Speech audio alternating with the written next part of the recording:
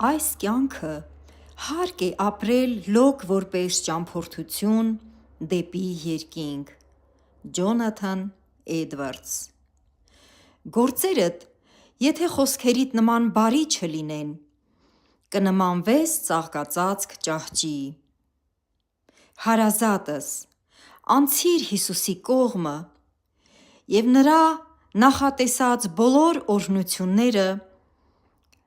կանցնեն քո կողմը։ Մեր փրկության համար վճարված է։ Անհոգ լինենք, բայց ոչ թե անպատասխանատու։ Եթե Հիսուսինն ես, արդեն իսկ դու օրհնյալ ես։ Բարեկամս, քո սիրտը սիրո համար է, սիրո տաճար, ուրիշ ոչինչ մի լցրու այնտեղ։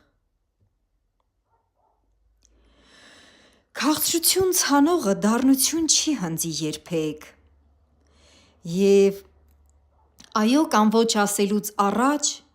լավ պետք է կշռենք, որ այոն այո պահենք, ոչն էլ ոչ, սա է Աստծուն հաճելին։ Ոչ մի ուրիշ բան չի կարող զարդարել մարդու հոգին այնպես, ինչպես որ Սուրբ Հոգին է զարդարում։ Եվ եթե անես բաներ մարդկանց նախանձը գրգռելու նպատակով, այդ նախանձը կշրջվի ու քեզ կխայթի։ Բարեկամս, հոգին երկնային է, երկինք է դառնալու, երկինք է գնալու, մարմինը հողից է, հողեղեն է ստեղծված և հողին կդառնա։ Սիրո հոգուց առաջ կգան ազնվություն, անկեղծություն, համբերություն